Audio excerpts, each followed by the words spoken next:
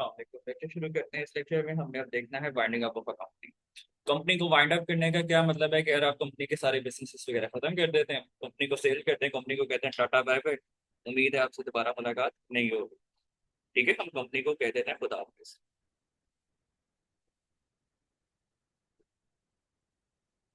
हमने पहले देखा था कि आप पार्टनरशिप बिजनेस को भी वाइंड अप करते हैं। ठीक है, पार्टनरशिप बिजनेस दो तरीकों से वाइंड अप की तरह जाता है। एक होता है पार्टनरशिप की वाइंड अप, यानी एक अदर पार्टनर भी मर गया, छोड़ गया, हमारा पार्टनरशिप बिजनेस क्या हो गया, खत्म हो गया। एक होती है पार्टनरशिप फर्म की वाइंड अप। पार्टनरशिप फर्म की वाइंड अप कैसे होती है कि आप पूरी की पूरी पार्टनरशिप एक्टिविटीज खत्म कर देते हैं। अब यहाँ पे भी जो ज्वाइंट स्टॉक कंपनी की भी वाइंडिंग अप होती है ना, इसका भी वही मतलब होता है कि यहाँ पे भी आप ना सारे का सारा अपना जो है कंपनी का कारोबार, कंपनी करने का तरीका, वो सारा भी वाइंड अप करते हैं, सब कुछ खत्म करके जाते हैं। ठीक है, चलें जी, पढ़ना शुरू करते हैं इसको। अच्छा, इसके वाइंडिंग अप होते हैं तीन तरीकों से। पॉट,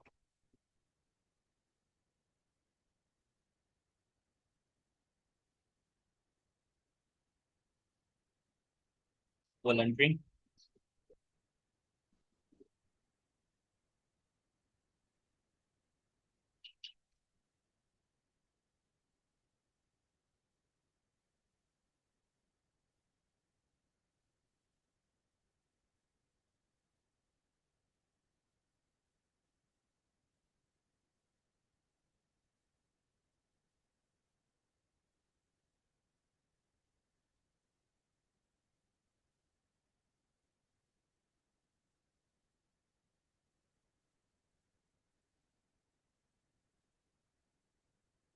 फिर हमारे पास आ गया सुपर, ओ, एक सेकंड में, चलिए अब हम करते हैं शुरू। पहले हम आ जाते हैं supervision of court. Supervision of court का क्या मतलब है कि यार कोर्ट आपको कह देगा कि आपने अपनी कंपनी खत्म कर दी। ठीक है, इसकी एग्जांपल क्या है कि आपकी कंपनी किसी खास मकसद के तहत बनी थी, अब वो मकसद तुम्हारा कंप्लीट हो गया, अब कोर्ट आपको कह देगा कि यार ये कंपनी खत्म कर दो, इसको माइंड अप कर दो। वो क्या होगा, सुपरविजन ऑफ कोर्ट। पहले हम इसको लेके चल रहे हैं, सुपरविजन ऑफ कोर्ट।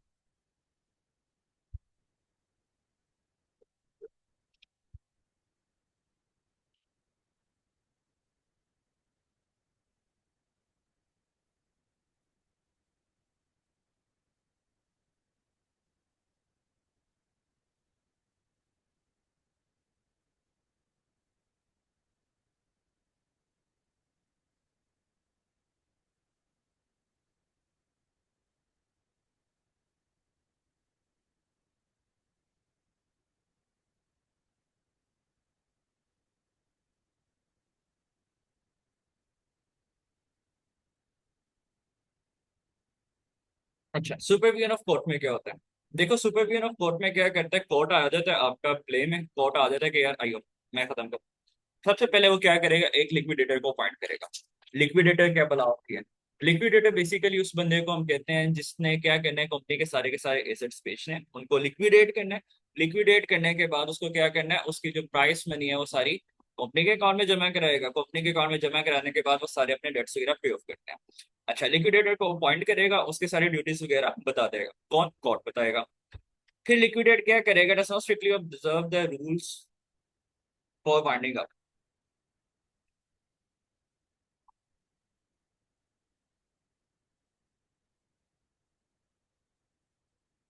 अच्छा, ठीक है, लिक्विडेटर को अपॉइंट करता है कोर्ट को, उसने क्या करना होता है, उसने सारा काम करना होता है कोर्ट के मुताबिक।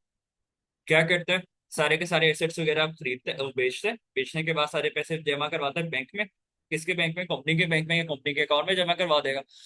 अब अकाउंट में जमा करवाने के बाद क्या करता है, वो सारे का सारा जो सीन है लॉ के मुताबिक लेके चलता है। लेकिन अगर लॉ के मुताबिक नहीं लेके चलेगा, अगर लॉ के मुताबिक नहीं लेके चलेगा, फिर कंपनी के वो कोर्ट क्या कहता है, कोर्ट कहता है छोड़ो इसको, हाँ मैं तुम्हारी वाइंडिंग अप करवाता हूँ। वो क्या करेगा, वो कहेगा कि यार सीधे सीधे तुम मेरे पास आओ, कोर्ट के पास आओ, यहाँ पे एक मजिस्ट्रेट होगा, मजिस्ट्रेट क्या करता है सारी चीजें वगैरह बेचेगा, खुद पहले से बेचेगा, यहाँ पे चीफ जस्टिस वगैरह भी इन्वॉल्व हो जाता है और कंपनी यहाँ पे खत्म हो जाती है। सुपरविजन ऑफ कोर्ट की वजूहात क्या क्या होती है? पहला, लिक्विडेटर ने अपनी ड्यूटीज पूरी नहीं की। लिक्विडेटर को कहा था यार तुमने सारे के सारे पैसे बैंक में जमा करवाने, उसने क्या किया, सारे के सारे पैसे डायरेक्टर्स को पकड़ा दिए, ये लगा तुम खुद जमा करा देना, उसने अपनी ड्यूटीज पूरी नहीं की। अब कोर्ट कहेगा मैं खुद तुम्हें खत्म करती हूँ, मैं तुम्हारी कंपनी को खुद खत्म करता हूँ। इस बंदे को रहना, लिक्विडेटर को रहना। फिर आगे, liquidator does not observe the rules of finding a, उसने कुछ रूल्स की खिलाफवर्जी की, सारी खिलाफवर्जी नहीं की, कुछ रूल्स की खिलाफवर्जी की है, बाकी सारे मान लिए। तब भी क्या करेगा, कोर्ट कहेगा मैं खुद वाइंड अप करता हूँ, इस लिक्विडेटर से मैंने नहीं करवाया। उसके बाद आ जाएगा, the winding up resolution is obtained by fraud. अगर तो अगर तो डायरेक्टर्स हैंगी पैंगी कर दें, असल में आपने वाइंड अप ना करवानी हो कंपनी, ऐਵੇਂ बोंगी मार के कह दें कि यार शेयर होल्डर्स ने तो कहा था वाइंड अप करने, अब जबरदस्ती की वाइंड अप करते हैं। लेकिन किस तरीके से वाइंड अप करते हैं? इस तरीके से वाइंड अप करते हैं कि डायरेक्टर्स को कुछ ना मिले, मैक्सिमम प्रॉफिट जो है, मैक्सिमम फायदा जो है शेयर होल्डर्स को मिले। फिर आगे, liquidator does not take required interest in performing the duties. अगर लिक्विडेटर ही इतना ज्यादा हमारा शहजादा बंद है कि वो जाता ही नहीं है कंपनी को, फिर भी कोर्ट कहते हैं सर आप रहने दें, मैं खुद वाइंड अप करवा देता हूँ, आप रहने दें, आपको जरूरत नहीं है, जरूरत नहीं है। फिर आगे, liquidator does not take keen interest in realising the assets of company. अब लिक्विडेटर रियलाइजिंग का क्या मतलब है कि वो जो कंपनी के एसेट्स है ना, उनको अपनी असल वैल्यू पे नहीं बेचता। फॉर एग्जाम्पल, कोई एसी लगा हुआ था हमारे पास, 1 लाख का एसी था, मार्केट वैल्यू उसकी 1 लाख है। हमें कोई दोस्त से बाहर मिल गया, उसने कहा यार 50,000 का मुझे दे दे। लिक्विडेटर अगर उसको देने जाए 50,000 का, कोर्ट यहाँ पे इंटरवीन करता है, कोर्ट कहता है नहीं, इसकी असल में मार्केट वैल्यू इतनी है, तुम इसको कम करके बेच दो, तुम्हारी ऐसी की तैसी, तुम निकलो, हम खुद इसको वाइंड अप करवाते हैं।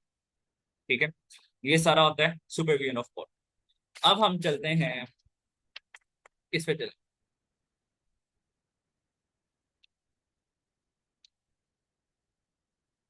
कंपल्सरी पे चलते हैं,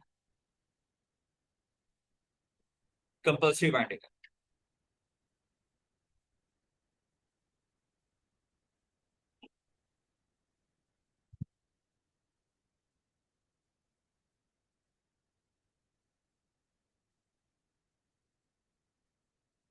करवाता है ये भी कोर्ट ही है, कंपल्सरी भी जो है ना, ये भी कोर्ट ही करवाता है।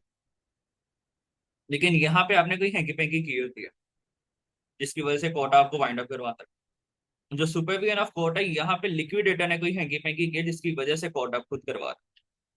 वरना कोर्ट इंटरवीन नहीं करता होता, कोर्ट दो केसेस में इंटरवीन करेगा, या आपने भी हैंकी पैंकी की है, तब वो कंपल्सरी बाइंडिंग आपकी तरफ जाएगा।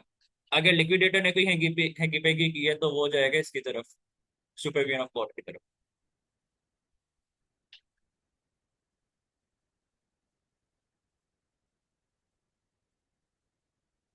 अब कंपल्सरी बाइंडिंग अब कैसे हो सकती है? पहला,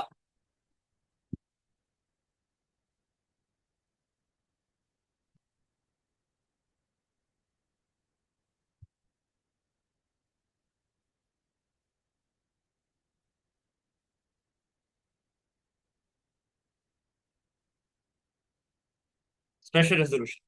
अगर हमारे शेयर होल्डर्स ने कह दिया कि यार कंपनी वाइंड अप करनी है, स्पेशल रेजोल्यूशन उन्होंने पास करा दी, लाइक 3/4 ऑफ मेजोरिटी ले ली, हम क्या करेंगे, कंपनी को वाइंड अप कराना अब हमारे ऊपर लाजिम हो गया। कौन वाइंड अप करवाएगा? कोर्ट वाइंड अप करवाएगी। नेक्स्ट हमारे पास आ गया स्टैट्यूटरी मीटिंग।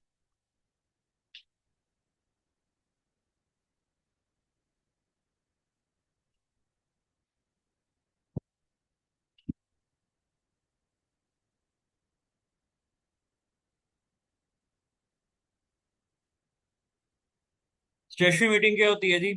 स्टैट्यूटरी मीटिंग वही जो आपने फर्स्ट टाइम में करवानी होती है, विद इन 9 to 12 मंथ्स आपने करवानी होती है। 9 मंथ्स उसके टाइम पीरियड होता है, लेकिन आप उसको एक्सटेंड करके 12 मंथ्स तक भी कर सकते हैं। 12 मंथ्स तक करने के लिए क्या करते हैं, फिर आप एजीएम को भी साथ ही स्टेशनरी मीटिंग के साथ करवा लेते हैं। अगर आप स्टेशनरी मीटिंग नहीं करवा सकते with in the stipulated time, like 12 month से भी ऊपर हो गया, फिर कंपनी के, वो कोर्ट क्या करता है, कोर्ट कहता है यार तुम किस तरह के डायरेक्टर हो, अभी तुम्हारी मीटिंग एक बुला नहीं सकते, क्या कंपनी चलाओगे, वाइंड अप करो इसको। फिर थर्ड गया हमारे पास, स्टार्ट ऑफ बिजनेस।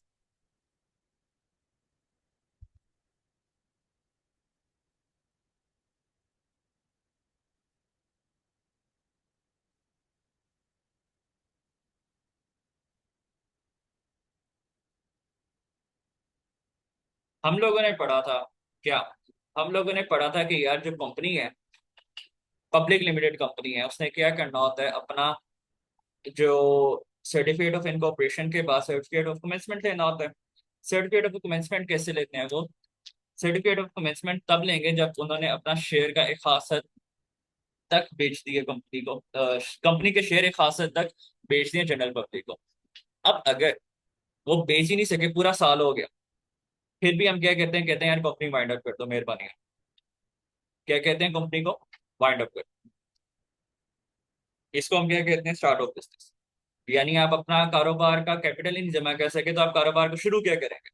अब क्योंकि हम कारोबार शुरू ही नहीं कर सकते, हम क्या कहते हैं यार इसको शुरू करने से पहले इसको खत्म करो। क्योंकि तुम लोग एक सालों तक, एक साल हो गए तुम्हें, और एक साल तक तुम लोग कैपिटल जमा नहीं कर सके, तुम बाकी क्या कंपनी क्या चलाओगे। हम कंपनी को वाइंड अप करवा देते हैं, कोर्ट मतलब वाइंड अप करवा देते हैं।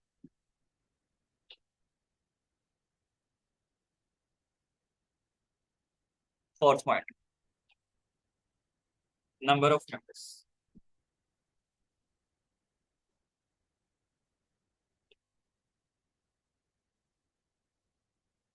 हमारे पास मिनिमम मेंबर की लिमिट है, प्राइवेट में 2 और पब्लिक में 7।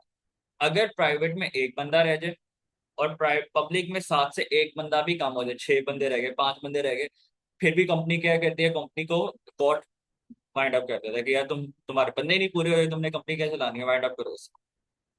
फिर आ गया हमारे पास नॉन पेमेंट ऑफ लोन्स।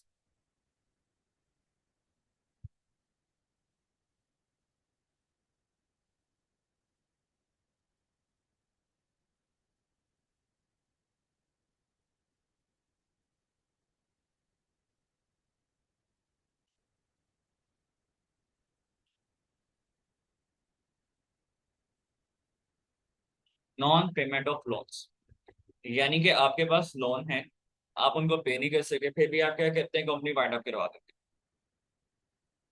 हैं। फिर आ गया सेटिस्फेक्शन ऑफ कोर्ट, कि भाई अगर आपके कोर्ट को लगता है कि वो सेटिस्फाइड नहीं है आपके मैार से, जो आप चीजें बेच रहे हैं, जो आप चीजें बना रहे हैं, अगर कोर्ट उससे सेटिस्फाइड नहीं होता, फिर भी वो क्या कहते हैं, कंपनी को वाइंड अप करते हैं।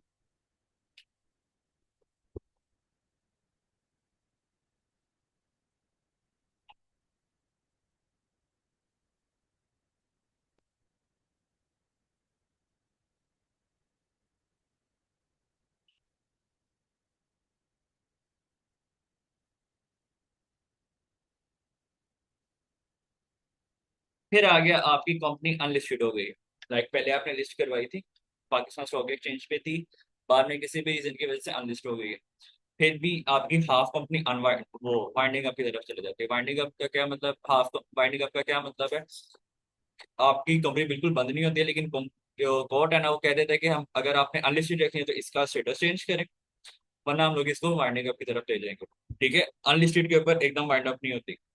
अनलिस्टिंग के ऊपर कोर्ट आपको एक वार्निंग देता है, वार्निंग के ऊपर अगर आप कंप्लाई करते हैं, लाइक अगर आप कहते हैं कि यार नहीं, मैंने इसको रखना ही अनलिस्टेड है, फिर कोर्ट कहता है ठीक है, इसका स्टेटस चेंज करके आप इसको प्राइवेट कंपनी रखें, प्राइवेट कंपनी के बाद इसको थोड़ा टाइम बाद चाहे पब्लिक करना हुआ करता है। ठीक है, ये होता है अनलिस्टेड का।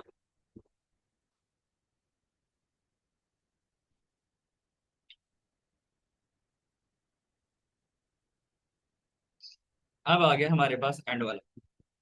एंड वाला क्या है, वॉलंटरी वाइंडिंग, कि भाई हमें क्या मौत पड़ती है कि हम खुद उसको वाइंड अप करें।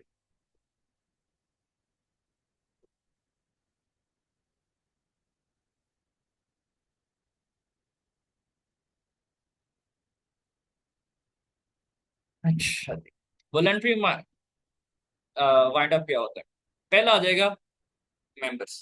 कौन करवाएगा, मेंबर।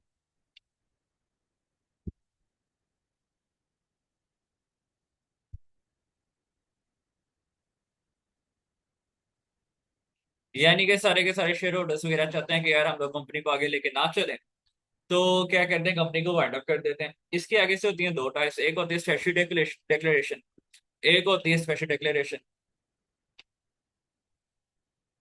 ठीक है, स्टैट्यूटरी डिक्लेरेशन क्या होती है, कि भाई रजिस्ट्रार जो है, रजिस्ट्रार जो है वो कहता है कि यार कंपनी अपने डेट्स वगैरह देने में क्लियर नहीं रही, मतलब रजिस्ट्रार जो कंपनी ने मुझे पैसे देने थे लीगल वाले, लीगल वाले पैसे देने थे वो मुझे देने में काफी रही है, जिसकी वजह से मैं कंपनी को रजिस्टर नहीं करा, तो कंपनी ऑटोमेटिकली वाइंड अप हो जाती है। फिर आते थे स्पेशल रेजोल्यूशन या ऑर्डिनरी रेजोल्यूशन। स्पेशल रेजोल्यूशन क्या होती है कि यार आप ना 3/4 ऑफ मेजोरिटी लेके जाते हैं कि यार हम कंपनी वाइंड अप करते हैं। ऑर्डिनरी रेजोल्यूशन क्या होती है कि आप वैसे किसी केस की वजह से वॉलंटरी वाइंडिंग अप की तरफ जा रहे हो। ठीक है। स्पेशल रेजोल्यूशन में कुछ एक पार्टी जो है वो ज्यादा नाखुश होती है, बाकी के खुश होते हैं। लेकिन अगर एक पार्टी की वॉर 75% से ऊपर हो जाए फिर सारे के सारे होके ही वाइंड अप हो जाते हैं। ऑर्डिनरी रेजोल्यूशन में सारे के सारे ही नाखुश होते हैं, सारे के सारे यही चाहते हैं कि हम लोग वाइंड अप करें। ठीक है। फिर जब ये सारा कुछ हो जाता है फिर क्या होता है, अपॉइंटमेंट ऑफ लिक्विडेटर होता है। लिक्विडेटर अपॉइंट कर देता है एक ऐसे का बंदा जो कि सारी कंपनी के एसेट्स को जमा करेगा, उसका रेट लगवाएगा मार्केट वैल्यू पर, उनका ऐसा ऐसा बेच के सारे खाते वो कंपनी के खाते में जमा करवाने लग पड़ेगा। फिर जब सारे के सारे पैसे कंपनी के खाते में आ गए, कंपनी क्या करेगी, उन सारे पैसों को यूज करेगी, यूज करने के बाद क्या करेगी, अपने डेट्स वगैरह पे ऑफ करेगी। फिर हमारे पास होती है फाइनल मीटिंग। फाइनल मीटिंग क्या होती है, ये शेयर होल्डर्स के साथ लिक्विडेटर करते हैं, उसको बताता है यार देखो आपके इतने इतने एसेट्स बिक रहे हैं। ठीक है। इन सबको आप ऐसा ऐसा अपने किताबों से निकालना शुरू कर दो, यानी जो फाइनल अकाउंट्स हैं हमारे, वहां से ये एसेट माइनस कर दो, ये एसेट माइनस कर दो, ये एसेट माइनस कर दो। अब जब सारे के सारे एसेट बिक गए, सबसे पहले उनका पैसा किसको जाएगा, हमारे क्रेडिटर्स को। क्रेडिटर्स के बाद हमारा जाएगा डिबेंचर होल्डर्स को। डिबेंचर होल्डर्स के बाद हमारे पास जाएगा बाकी शेयर होल्डर्स का। ठीक है। और एंड पे पैसा जाता है डायरेक्टर्स को। उसके बाद आ जाता है हमारे पास क्रेडिटर्स वॉलंटरी बाइंडिंग। पहले हमारा क्या था, सिंपल वाला वॉलंटरी बाइंडिंग मेंबर्स ने किया, अब हम करने लगे क्रेडिटर्स के थ्रू।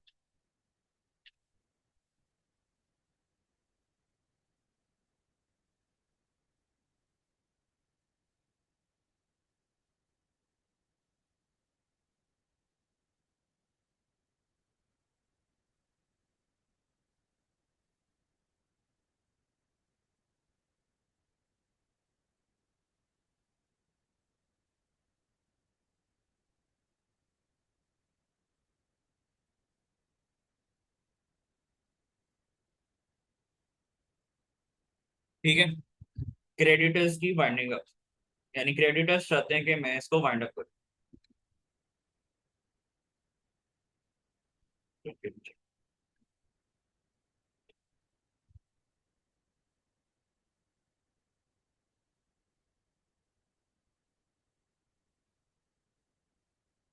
अच्छा, अब क्रेडिटर्स कैसे चाहेंगे, पहले वो स्ट्रेटजी डिक्लेरेशन करेंगे कि भाई ये मसला हुआ जिसकी वजह से इन्होंने हमें पैसे नहीं दे सके, तो हम चाहते हैं कि ये कंपनी वाइंड अप कर दें। ठीक है। फिर क्या होगी, एक जनरल मीटिंग होगी। जनरल मीटिंग में क्या होता है, कंपनी के शेयर होल्डर्स वगैरह आते हैं, कहते हैं हाँ भाई क्या मसला हो रहा है, अगर पैसे वाकई में देने के काबिल नहीं है फिर हम लोग क्या कहते हैं, वाइंडिंग अप की तरफ प्रोसीड कर देते हैं। फिर क्या होती है, क्रेडिटर्स की मीटिंग होती है।